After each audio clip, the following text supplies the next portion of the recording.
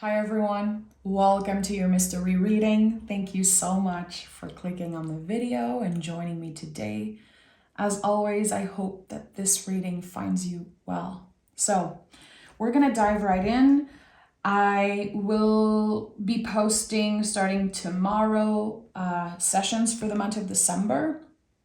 So I just wanted to remind you that. And today I tried to record zodiac readings and I kept ending the video. I kept going back and trying to ground myself, and this wanted to come through. So I'm going to honor that. Today is really for the collective. So any sign, if you found this video, there's a message here for you. Those are crazy times.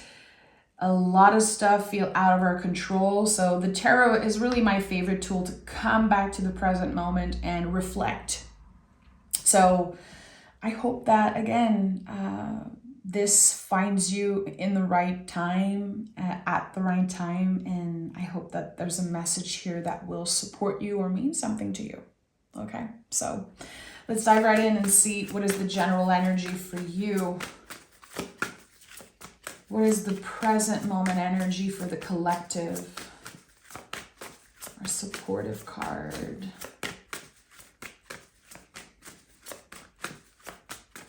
I keep seeing the High Priestess. I feel like the High Priestess is a very important energy right now. We have two cards. Oh my goodness. Oh my goodness, friends. The Star and the World. What? This is a collective healing. This is such a lovely combo of cards. Like, it actually makes me emotional to see those two cards together. Right now, we're invited to look beyond what is obvious, to look beyond what is shown to us also. So much information is shown to us on a daily basis. Of course, not everything is true. And more than ever, we need to ask ourselves more questions. We need to trust our own wisdom before anything. So the Star card is the deepest healing energy in the tarot. It really is like a Mary Poppins type of energy. It shows up in your life when you need it. It does the work, and then it's gone. And eventually you'll pick this card again and it will show up again in your life.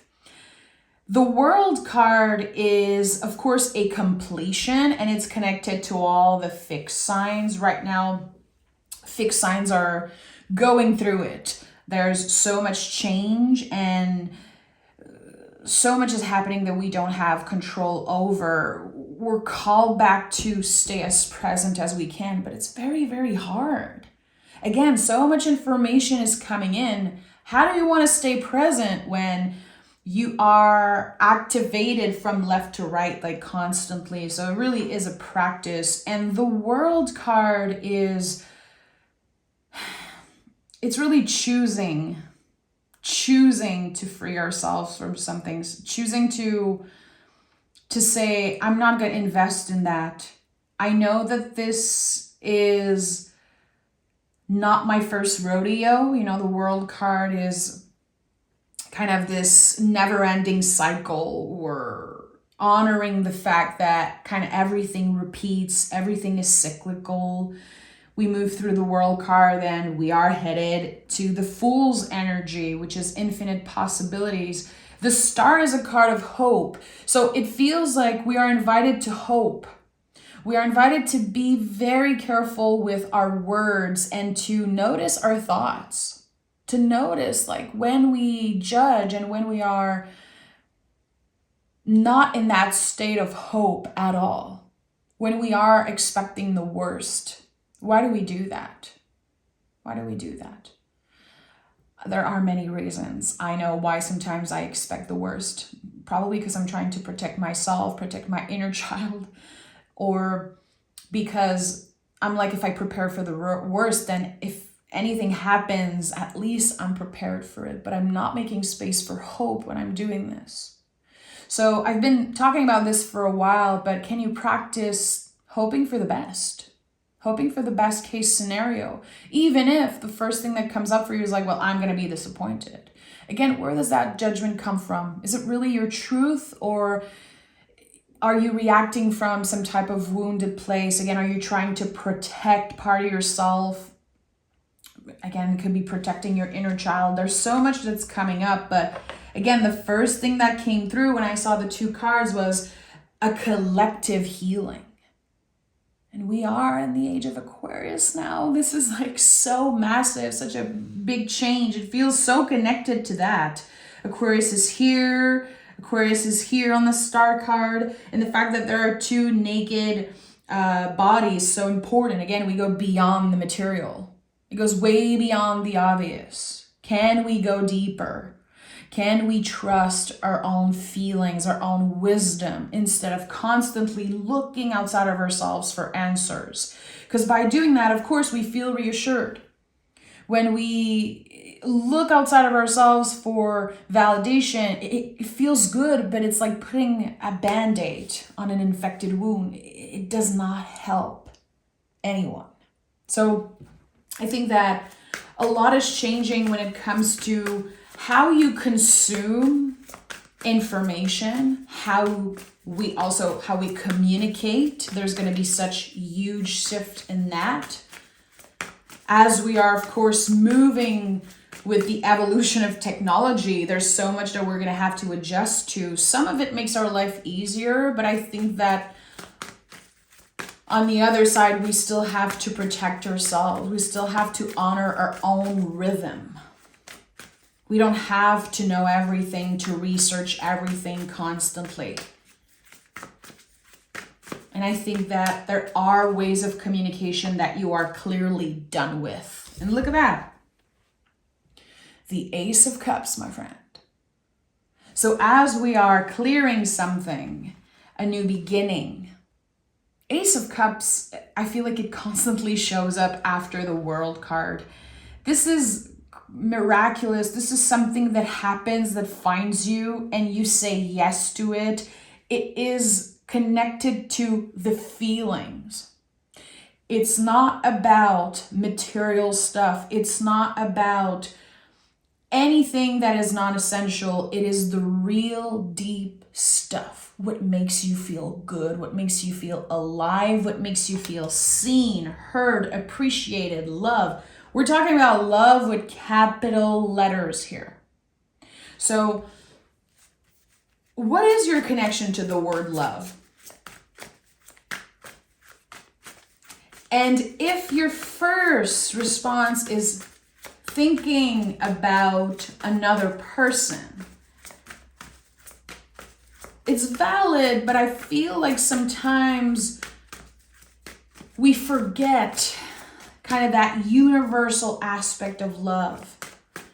We forget how love shows up in so many ways, in different forms, in different moments. It's not just about, finding the ideal partner. It's not about, okay, is this person loving me? Are they going to confess their love? Are they going to say this and that? We want to go deeper than the surface level stuff. We always start with the love that we have for ourselves, but also I feel like this could be about loving what you do, loving where you are in your life. And the High Priestess is here. High Priestess has been showing up constantly. In my own personal practice, High Priestess is the card that I took out of my tarot deck. I put it on my altar. I have a few different versions. This is the card that I feel will be supporting us until the end of the year and stepping into 2025. To be present with the feelings. And also with this new moon in Sagittarius that's coming up, this is such a powerful one. New moon in Sag is kind of redirecting our intentions, setting up intentions and saying, I want this. This is what I want and this is what I'm going to get. So there's something here with the Ace of Cups. There's an ending, there's one, there's two, so there's clear expansion here. Set your intentions for the next new moon happening in a few days, because this one it's the new moon that's going to bring stuff almost instantly. It really feels miraculous. It's on our sides, and it's all about, again, staying in that energy of hope. That's one of the things that I appreciate about manifestation, is that we are hopeful when we choose to manifest. I've shared this before. My way of doing things is more like opening myself to whatever wants to find me. But when I am sure of something, when I know there's something specific that I'm ready to receive, that I'm ready to experience, I will try to manifest it. Never by including other people. Leave other people's energy alone and focus on your own life, your own desires. The High Priestess is a solitary energy. It doesn't mean that she's moving through the world alone. It means that, again, she trusts her own wisdom. She's protected by the pillars here. So she's open, but she has clear boundaries. It's not like she has built walls around herself. You know, walls keep everybody out. Boundaries show people where the door is. On the High Priestess card, you know exactly where the door is. It's in the back, it's in the front. This is it. So there's honoring of our own limits, and there's the trusting of our own wisdom here that's happening with this card. It's connected to the moon, so it's very cyclical. It's accepting and trusting when something feels like a yes on Monday, and then on Thursday, it doesn't. It doesn't mean that you're crazy. It doesn't mean that you're complicated. It doesn't mean anything that is wrong with you. We are moody creatures. We are supposed to change. We are supposed to change our minds. And I feel like we live in times where it is so scary to not know. But that's what the High Priestess teaches us. That you're not supposed to know all the time, all the things. That the essential mission here is to trust the ever-changing flows that are coming up. And of course, the Devil card is here. More naked folks. I'm not surprised. Again, right now, a lot of non-essential stuff are kind of being cleared out of our lives. And it can be very scary. That's why the Devil card is here. The Devil card shines a light on the ways we have been living our life backwards, because devil spelled backwards is lived. So we want to identify the chains. Those chains usually are old beliefs because of its connection to the Capricorn energy, like very, very deep rooted stuff. Sometimes it's connected to our caretakers, to how we were raised. There's a lot of family stuff sometimes with the Devil card. Or anything, again, that throughout the years you really started believing. Things that you constantly repeat to yourself, like, I just cannot do this. I'm just not that type of person. This is just not for me. Well, now those old beliefs are dissolving, and a light is going to be shine on the potential. So there's something here that felt like a blockage for you, and it's going to be very, very different for each and every one listening. It's a mental blockage that you've been dealing with, I would say probably forever, or for a very, very long time. And it could be connected to your self-worth, to, again, what you can and cannot do, what's possible, and limits, really. Mental limits, sometimes physical limits. There's something that's just shifting, and it's time. It's not happening instantly. It's something that's been happening for a very long time. It's like you've been slowly but surely like pulling off the band-aid instead of ripping it. And you're like, okay, I've identified the chains. Okay, I kind of understand, but there's still so much work to do. Now there's this revelation happening. And it can be quite shocking. it can completely change how you function, how you show up in the world, how you move in the world, how you interact, communicate, and how you see yourself. More. You are capable of more. You are ready for more. You can have it all. Really, you can have it all.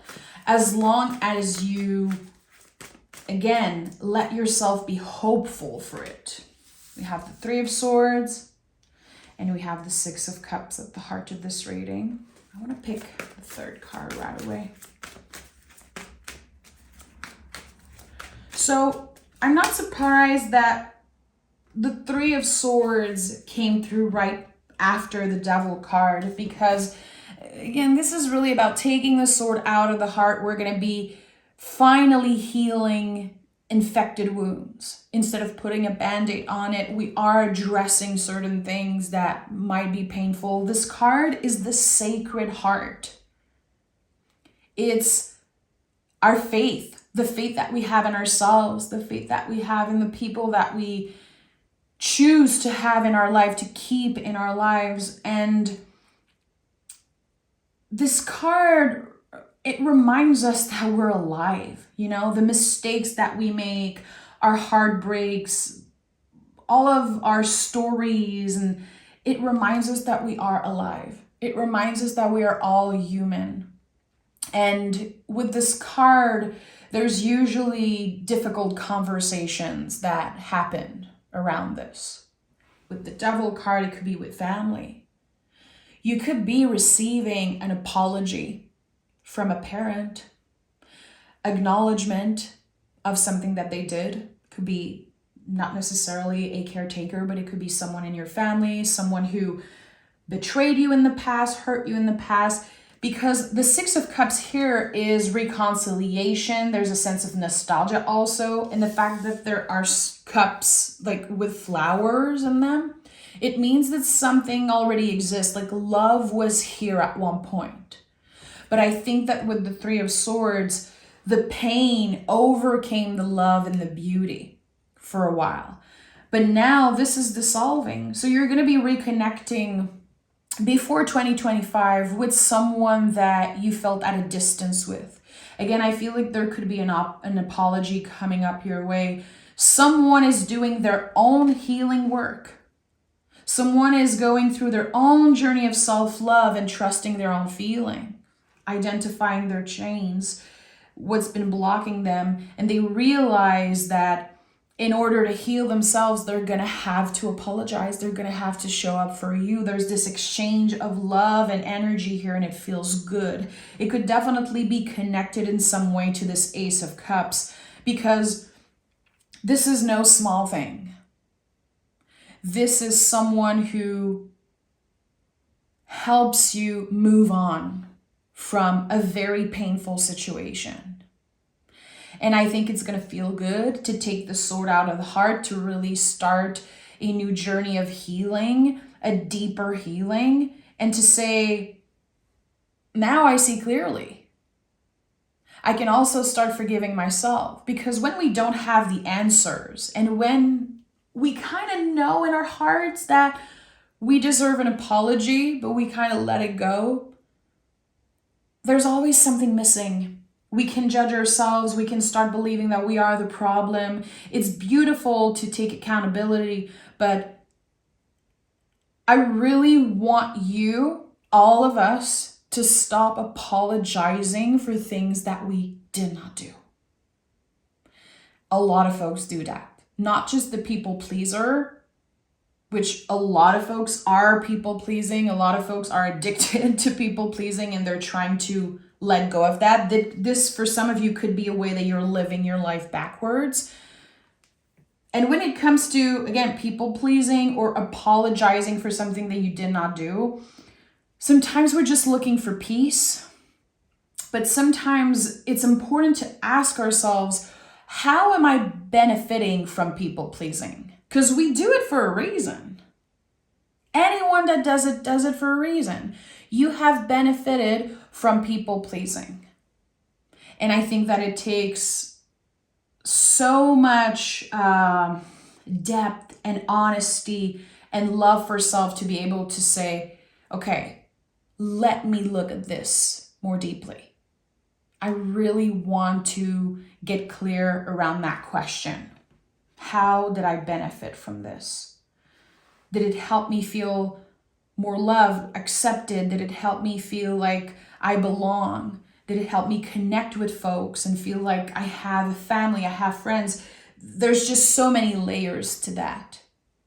But here with the Two of Swords, you are stepping in an energy of mental strength, emotional, even physical strength. And I think that you no longer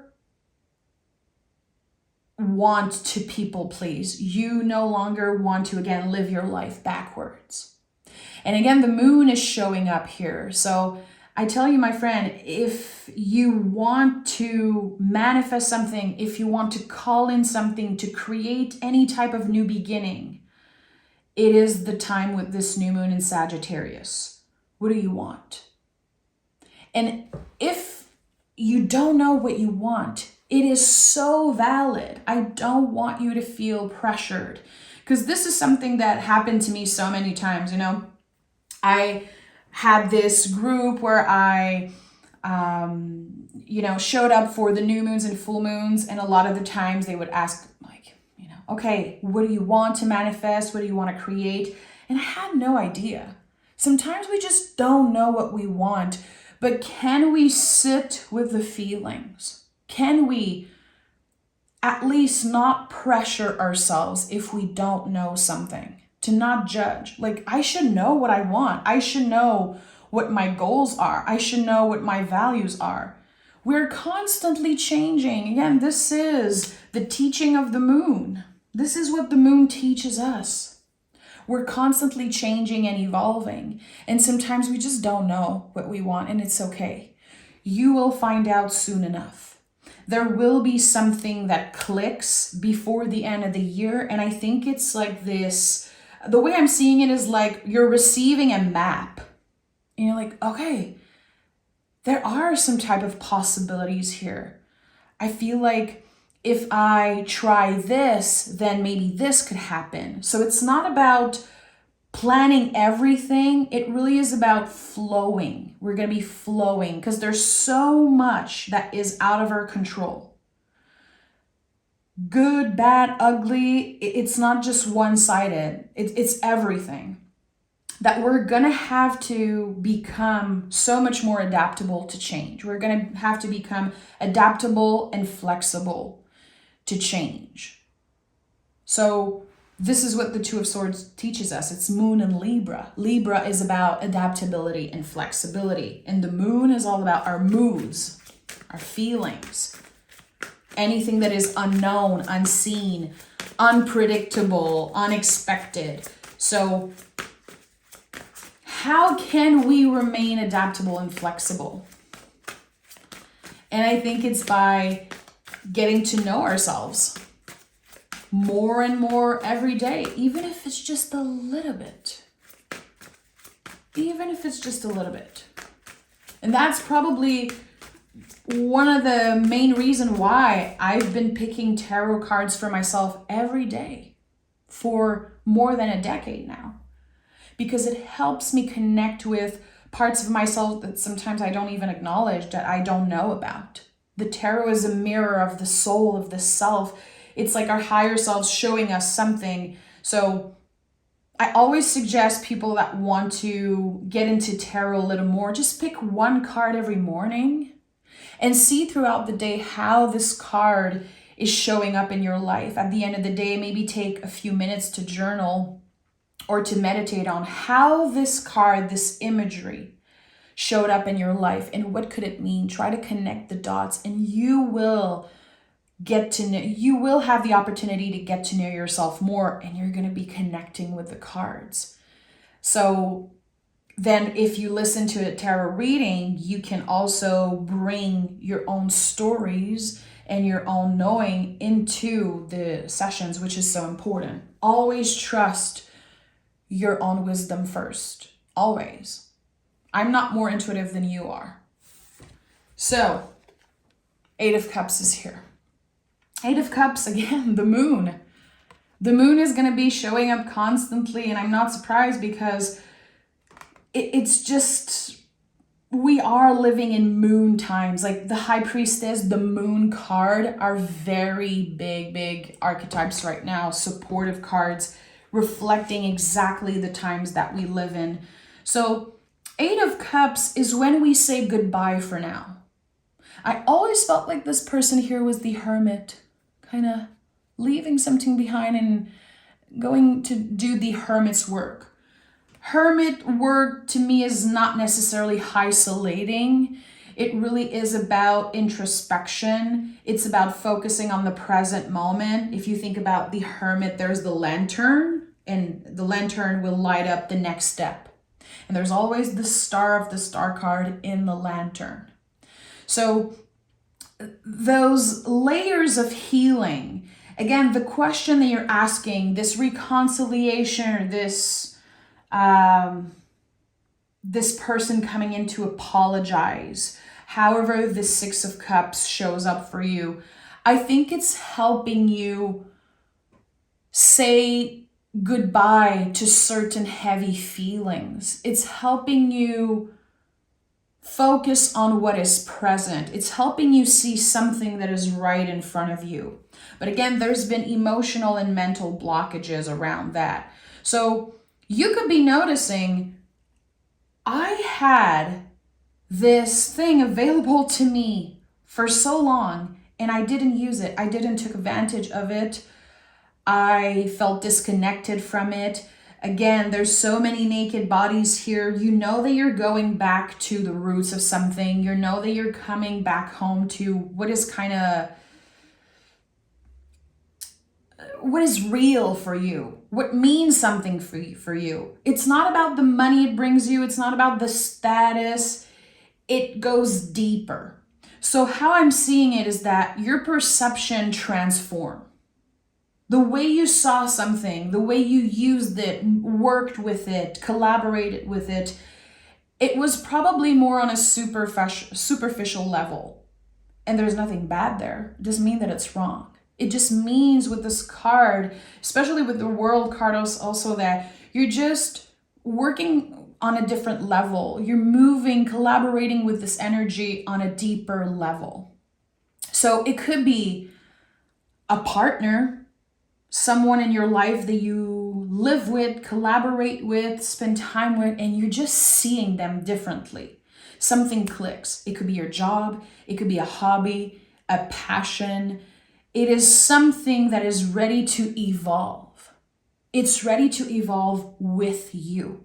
And I do feel like for a while you felt disconnected from this thing. And maybe you were doing it like kind of on autopilot, or just maybe you felt stuck in an energy. I don't know if I love this anymore. I don't know if I'm happy with this anymore. And you gave it time. You were patient with it. There's so much wisdom coming through. This is not about someone who just threw something away. It's someone who said, I'm going to give it time. I respect and honor this energy, so I'm going to give it time. I'm going to be patient with it. Your patience around whatever this is for you is going to be highly, highly rewarded. And again, I think that if you identify and you're able to answer some of the question that I asked today, I really think that this new moon in Sag can create miracles for you. So what are you letting go of? What is changing? How are you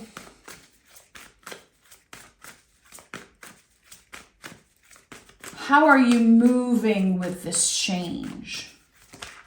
How are you honoring this different layer, this different level? What is it for you? Really, I think this is the question, to identify what is this layer that is being cleared out. It's like something that you did not see clearly. It was very uncomfortable and very weird for a while, your connection to this thing. Again, is it a person? Is it your job? Is it a hobby? I don't know. And we have the Three of Cups. The Three of Cups is the invisible family. It's our guides, our well ancestors, our connection to the divine. For some of us, it's our spiritual practice. It's everything that we cannot see, but we believe it. Our faith, our, again, to me, this card says, trust what comes next. You don't know what it is. You're not supposed to know. And the moon card showed up, of course. I told you, moon, high priestess, it's the energy of the times right now.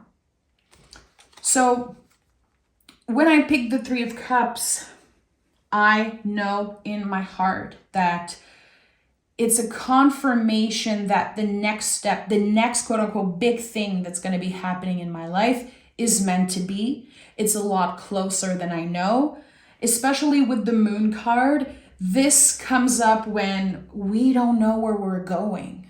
We don't have all the answers and it sucks. I really want to hold space for that. I want to acknowledge it. It sucks. Not knowing is one of the most annoying things ever. And I think that it takes a lifetime to accept that we don't know. And people are obsessed with tarot readings. People are obsessed with astrology because they use it mainly to predict. And if you constantly use those tools to predict, eventually you're going to hate it. If you never use the tarot or astrology to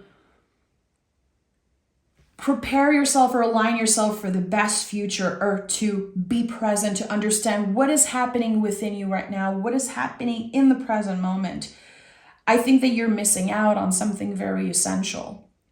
So here, there's a calling back into the present moment. What are the questions that you keep asking? What are the things connected to your future that you constantly want to know? Is it like, am I going to find love? Am I going to have more money? Am I going to finally have the job? Am I going to finally find the house? To me, the Three of Cups was really showing up when I did not know when I would move, if I would find a house, if I would be, if it would even be possible for me. And the Three of Cups came up every day. It was so weird. And throughout the years, this is how I started realizing that this card says, trust what comes next. And the only thing I could do was practice that trust, that hope, and prepare. So if I know that, okay, my goal is to find love, my goal is to find this, again, what is the big question that you're constantly asking connected to the future? When you identify this thing that you want, you can prepare by being present.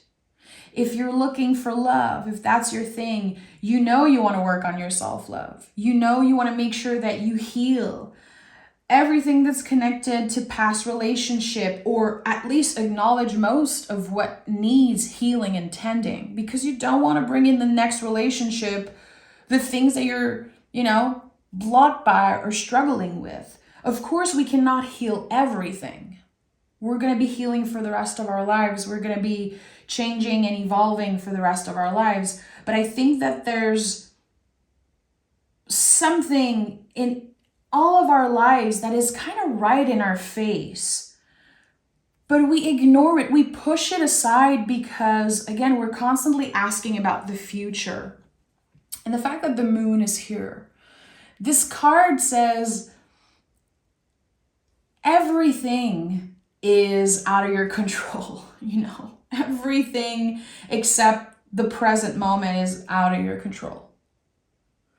So how do you treat the people around you?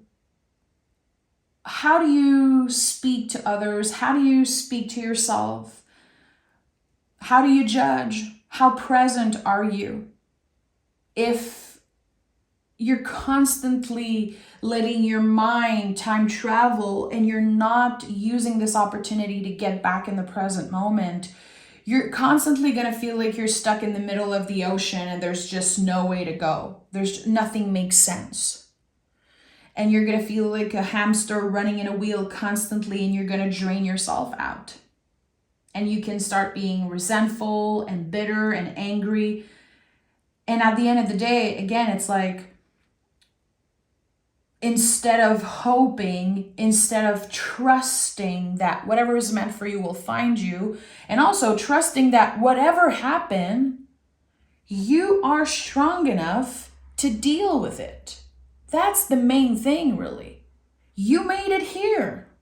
You survived all of this BS, all the heartbreaks, all the shifts, all the changes, the endings, the grief that you're carrying with you. You survived it. You're here. So can you trust? Can you remain hopeful? Because no matter what happens, you are strong enough. So here with the moon, anything can happen. Anything can change. And that goes also for the things that you're like, this is never going to happen for me. The best stuff always happened to others. I'm never going to get this thing that I want. You know, when we start saying things like, I'm probably never going to find love. I'm probably never going to do this. And I'm just going to accept that this is the life I have. And this is just what it's supposed to be. I think that, again, we deserve to dream big. We deserve all the things. And if there's this contraction when I say this and you're like, I don't think I deserve all of this, well, go dig deeper. Go ask yourself the right questions and really look at yourself in the mirror. Talk to yourself. Talk to your guides. Talk to your well ancestors. I am open to receive clarity. I am open whenever you're ready to receive answers. I will look out for the synchronicities. I will look out, keep my eyes and my heart open for whatever sign you have for me. Sometimes just saying it out loud, it can really expand the connection. It can really help you connect with your guides. Some people love to write it. Some people love to sing. I love to sing to connect with my guides. I think that especially again with this new moon in Sagittarius, you could be very, very surprised how clear the messages you're going to receive are. Don't underestimate that in an instant, you could get the best idea of your life. You could have this moment that clicks. You could have this burden that you've been carrying for so long just dissolving. That happened to me many, many times. That happened to so many clients, so many friends and family. Even if they were in a state of feeling a little desperate, feeling lost, feeling confused, sometimes it's just a matter of getting in touch with that hope. Just a little bit, just 1% more. And kind of letting yourself be surprised by one of the infinite possibilities. So let's see what the moon witch oracle has in store for you. We have very magical major arcana. The star, the world, the high priestess, the devil card, the moon card. And the moon showed up 1, 2, 3, 4. Wow, that's a lot. 1, 2, 3, 4, 5. Yeah, that's a lot. Maybe you could be researching your moon sign. There could be messages there for you. What is your moon sign? How do you connect with the moon sign in your chart? I feel like for someone there's going to be a message there. Okay, the cards just, this is my confirmation when the cards are flying out like that. So we have Sekhmet, courage, truth, and shadow work. I'm going to read the booklet here for this card because this is a fabulous booklet and I feel like we can really miss out on messages. Give me a second.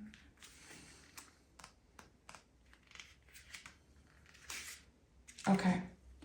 Sekhmet is the Egyptian goddess of war and destruction. She is the daughter of Ra, the Egyptian sun god, and she was once called the Eye of Ra.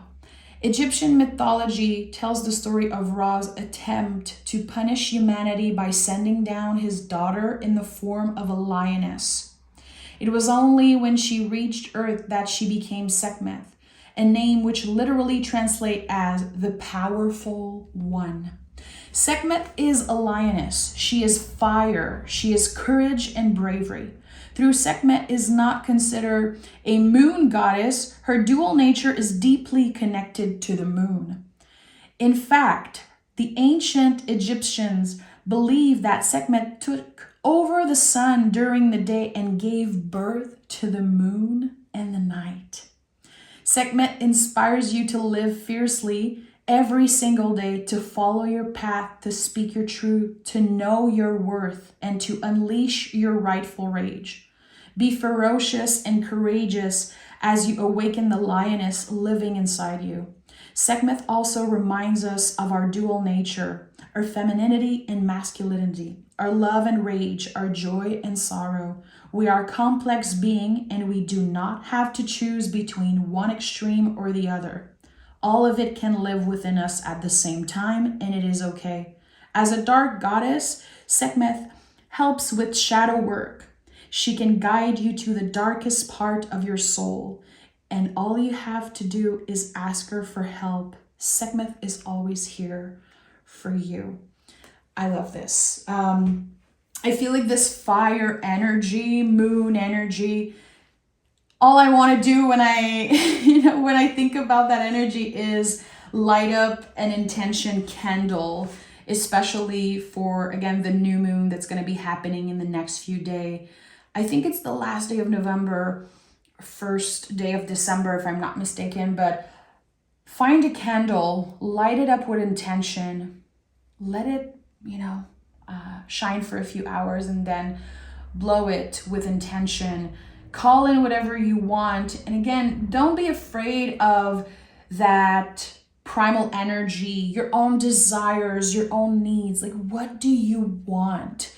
Without shame, and just let it come up and meditate on it, journal with it, work with that fire energy, collaborate with it. Again, this duality of rage and love, joy and sorrow, femininity and masculinity. I think that, the yin, the yang that we see on the high priestess is so important. Sometimes we judge ourselves, we judge where we are.